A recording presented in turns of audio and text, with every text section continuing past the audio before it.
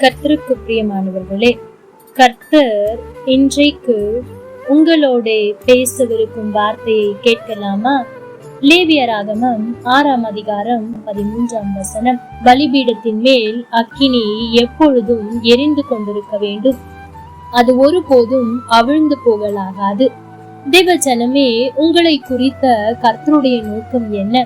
உங்கள் மேல் பரிசுத்த ஆவியின் அக்கினியை போடுவதாகும். ஏசு சொன்னார், பூமியின் மேல் அக்கினியை போட வந்தேன், அது இப்பொழுதே பற்றி எறிய வேண்டும் என்று விரும்புகிறேன்.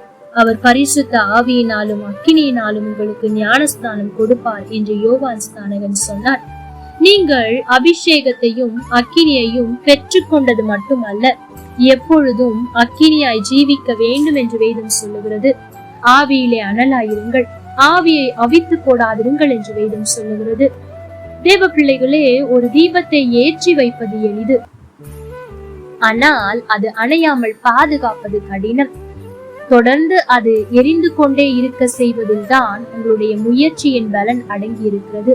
ஒரு விளக்கை ஏற்றிய பின் அதை மரக்காலால் மூடி வைத்தால் கொஞ்ச நேரத்திற்குள் அணைந்துவிடும், அல்லது போதுமான அளவு எண்ணெய் ஊற்றாவிட்டால் அது அணைந்துவிடும். தண்ணீரை கொண்டு வந்து அதன் மேல் ஊற்றினாலும் அது அணைந்து விடக்கூடும். அப்படியே ஜெப ஜீவியம் குறையும் போதும் அபிஷேகமும் குறைவுபடும். இரவும் பகலும் டெலிவிஷன் முன்னால் உட்கார்ந்து கொண்டிருந்தால் தீவட்டி அணைந்து போகும். ஜெப நேரத்திலே, துதியின் நேரத்திலே, கர்த்தர் சமூகத்தில் காத்திருக்கும் நேரத்திலே ஆவியானவரின் அக்கினி அபிஷேகம் நம்மேல் ஊற்றப்படுகிறது. அன்று தாவீது பாவம் செய்த போது அக்கினி அவித்து போடப்பட்டதை உணர்ந்தார். ஆகவே கண்ணீர் விட்டு அழுது, தேவனே, சுத்த இருதயத்தை என்னிலே சிருஷ்டியும், நிலைவரமான ஆவியை என் உள்ளத்திலே புதுப்பியும், பரிசுத்த ஆவியை என்னிடத்திலிருந்து எடுத்து கொள்ளாமலும் இரும், உற்சாகமான ஆவியனை தாங்கும்படி செய்யும் என்று கதறி ஜெபித்தார். தூய அகஸ்டின் என்ற பக்தனை குறித்து நீங்கள் அறிந்திருக்க கூடும். அவர் கர்த்தருடைய அழைப்பை பெறுவதற்கு முன்பாக அசுத்தமான வாழ்க்கை வாழ்ந்து கொண்டிருந்தார். ஒரு நாள் ஆவியானவர் அவருடைய பெயரை சொல்லி அழைத்து ரோமர் 13:13 சுட்டி காட்டினார். களியாட்டும் வெறியும் வேசித்தனமும் காம விகாரமும் வாக்குவாதமும் பொறாமையும் உள்ளவர்களாய் நடவாமல் பகலிலே நடக்கிறவர்களைப் போல சீராய் நடக்க வேண்டும் என்ற அந்த வசனம் உணர்த்தியது. அன்றைக்கே தன் வாழ்க்கையை ஆவியானவருக்கு ஒப்பு கொடுத்தார். அதனால் அக்கினி ஜுவாலையாய் கர்த்தருக்கு ஊழியம் செய்து எண்ணற்ற ஆத்துமாக்களை கர்த்தரண்டை கொண்டு வர அவரால் முடிந்தது. தேவ பிள்ளைகளே, நீங்கள் பெற்றுக்கொண்ட அபிஷேகத்தையும் அக்கினியையும் அனல் மூட்டி எழுப்பி விடுங்கள். ஆவியிலே அனலாயிருங்கள்.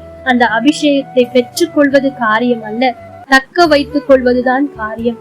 ஆகவே பெற்றுக்கொண்டவர்களாய் நீங்கள் இருப்பீர்கள் என்று சொன்னால் அதை தக்க வைத்துக் கொள்ள என்ன செய்கிறீர்கள் என்பதை சிந்தித்து பாருங்கள்.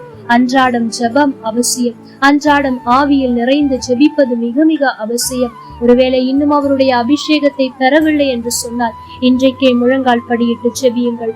ஆண்டவரே, எப்படியாவது எனக்கு அந்த அபிஷேகத்தை தாரும் என்று வாஞ்சையோடு கேளுங்கள், ஏக்கத்தோடு கேளுங்கள். அப்படி நீங்கள் வாஞ்சையோடு ஏக்கத்தோடு கேட்கும் போது அவரால் தராமல் இருக்கவே முடியாது. ஆகவே நிச்சயம் நீங்கள் விரும்புகிற அபிஷேகத்தை தருவார். அப்படி நீங்கள் அவர் அபிஷேகத்தை பெற்றுக் கொள்ளும் போது உலகத்தை ஜெயிக்கிறவர்களாய் மாற முடியும்.